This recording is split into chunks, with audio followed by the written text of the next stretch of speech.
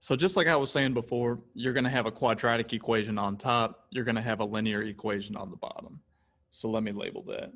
This is the quadratic because the highest exponent is 2, right? And this one is linear because the highest exponent is 1. So when I graph the quadratic equation, I'm going to get that parabola shape, which is that U shape that I want. And when I graph the linear equation, I'm going to get the line that I want. All right. So let's see what these solutions are going to be. The first thing I do is I write out my quadratic equation on the left side. So I'm going to take that x squared plus 7x plus 3, put that on the left side. The linear equation is going to go on the right side. So I'm going to take that x minus 5 and I'm going to put it on the right side. There we go. So now they're equal to each other. And the reason why I set them equal is because they're both equal to y, right? Notice how they're both equal to y over here. This is y and this is y. Well, if you remember from Algebra 1, there's this thing called the reflexive property, which basically just states that y equals y, right? Y equals y. That's kind of like saying 3 equals 3, right? It's really trivial, really basic. But basically, all that it is I know that y is the same thing as x squared plus 7x plus 3. And I know that y is also equal to x minus 5. So that must mean that these two equations also must be equal, right? I always put my quadratic side on the left, and I always put my linear side on the right. Okay? So now let's get everything on one side, make the other side equal to 0, and then maybe we can factor it or use the quadratic equation or something like that. So to get rid of this x, I have to subtract it from both sides. So I'm going to subtract x from both sides.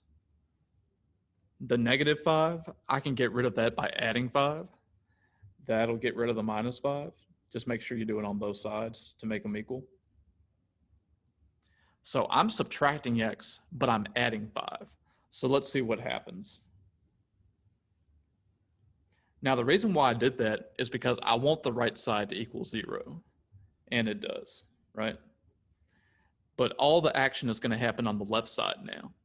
So the x squared is going to come down, and the 7x minus x, that's going to give me 6x, and 3 plus 5 is going to give me 8.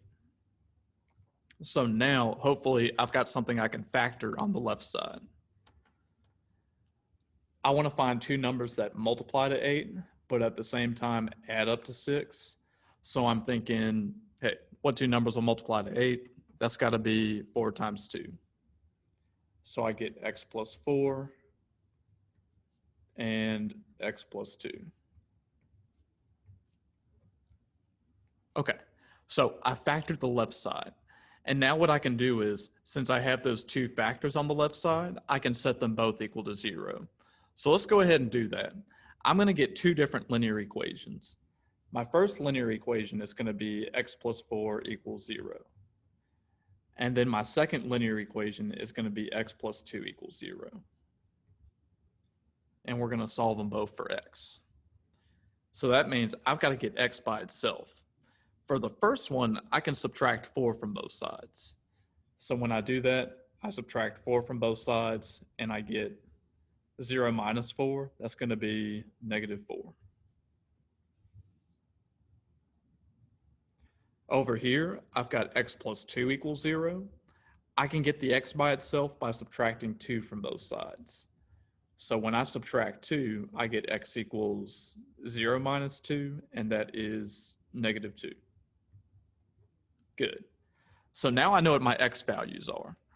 When I do my ordered pairs, I'm always going to put the x value first, no matter what. So I'm going to have a negative 4 right here and a negative 2 right here. And I still need to figure out what my y values are, right? Okay, so which equation am I going to plug back into? The top or the bottom? This one or this one? It actually really doesn't matter, because either way, whichever one I plug back into, I'm going to get the same y values. So I might as well choose the simplest one, and that's going to be the bottom equation. the linear equation, right? So y equals x minus 5. I put that right here. I put that right here. And now I'm ready to plug back in. Because I know what my x values are. I can put them right back in for x if I want to. Okay, so over here, I'm going to get y equals -4 minus 5, which is -9. Over here, I'm going to plug in -2, so I'm going to get y equals -2 minus 5. That is definitely -7.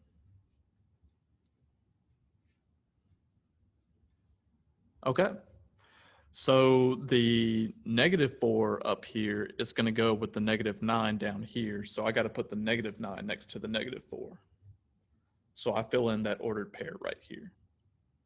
And then for the last one, I'm going to have -7. And I'm done. Okay. So basically all I'm doing is I'm getting everything to one side, I'm factoring, and I should get two equations that I can solve for x with. So now let's go ahead and look at the graphs.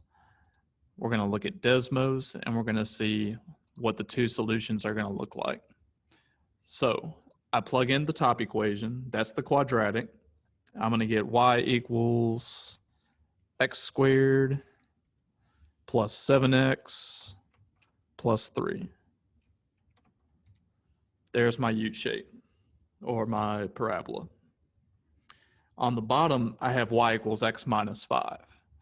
So I'm going to type in y equals x minus 5, and I should get a straight line.